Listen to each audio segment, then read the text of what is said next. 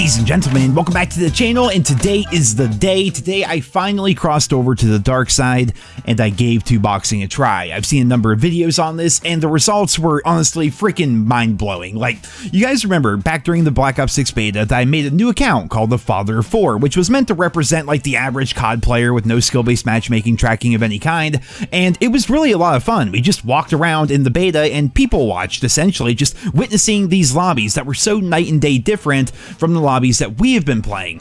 Well, it turns out Father of 4 still has some time left on his Game Pass subscription, so I booted up the account and tried the 2boxing method that pretty much every other YouTuber uses. The only difference is they conveniently forget to tell their viewers how they're getting such easy lobbies and pretend that everything is authentic. Well, I'm telling you guys right now, there's nothing authentic about anything happening in this video today. When I got into these lobbies, I could not believe what was going on. It was so easy that I was actually getting annoyed because for one reason or another, something would always happen to take me out when I was a few kills away from a nuke. Enemy players barely shot back. My teammates were pretty much the same, and a few times I was accused of being a cheater in the text chat, which was pretty freaking funny.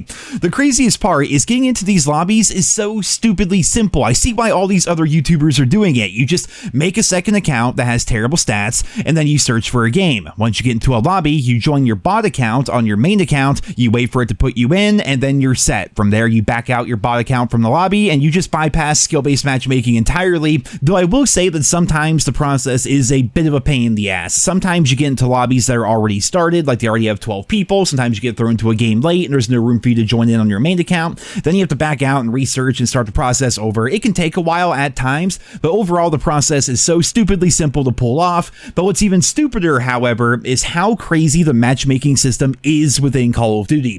For me, every lobby is the same. Playing Black Ops 6 is a lot like joining a gym. The amount of weight I've sweated out of my body just trying to do headshot challenges in these CDL lobbies is nothing short of obscene. For other people, however, their games are also the same every single match, but their lobbies are like this. Nobody's really sliding, nobody's really jumping, most people have really bad awareness and really bad accuracy, and I'm sure that most of you watching this video are expecting me to say that playing the game in these lobbies is fun, but it really isn't, because skill-based matchmaking in this game is so thick that playing in these lobbies does not give you a sense of accomplishment like Call of Duty used to.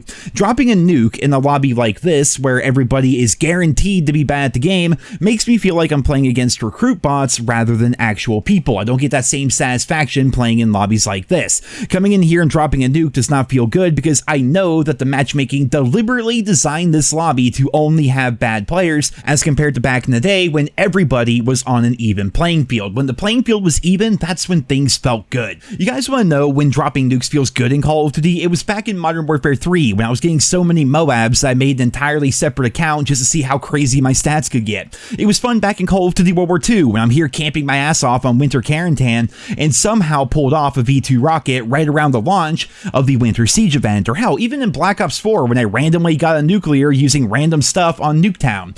Getting streaks in those games felt amazing because you knew that you earned it. There wasn't some sketchy matchmaking system designed by reptilian people pulling the strings in the background to fill your lobby with terrible players.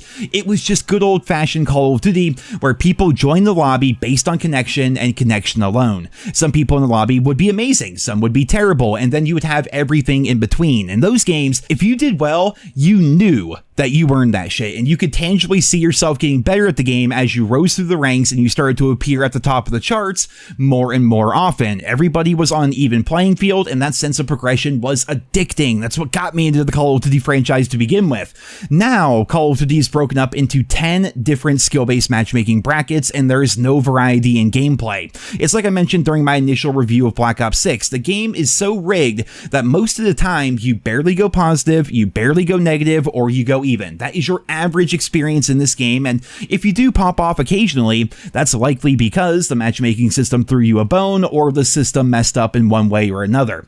Popping off in COD does not feel as good as it used to because you know that behind the scenes, the lobby was set up with a predetermined outcome in mind. It was just up to the players to go out there and do their thing and get the result that Activision anticipated. Overall, the 2-box method in Black Ops 6 is stupidly easy to pull off. The hardest part is paying $15 or whatever it costs for a month of Game Pass. You also need to have another system to play the game on, but a lot of people already have a PC or a laptop of some kind, so all you have to do is download Call of Duty onto that system, add your main account to your bot account account's friends list, search for a game with your bot account, and then join it on your main. Pretty much anybody can do this, and while it's crazy for your first few matches, it begins to feel old after a bit. That's not to say that I like playing in my current skill-based matchmaking bracket. In fact, most of the time it's just sweaty as hell and downright unfun, but joining in on a bot account just to ruin the matches of other players really just makes me feel like a dick. Like back in the day, that feeling was wonderful because you knew everybody was on an even playing field. If you sucked at the game, then you sucked at the game and it was up to you to get better at it. But now everybody is just stuck in their own skill-based matchmaking brackets and nobody really gets better. I can genuinely say, and I'm curious what you guys think about this down there in the comments, I can genuinely say that I don't feel like I've gotten any better at COD in the last 5 years since skill-based matchmaking took over. I feel like I am just as good now in Black Ops 6 as I was during freaking Vanguard, for example. You know what I mean? Like with skill-based matchmaking, I don't see myself actually improving. Every match kind of just feels the same.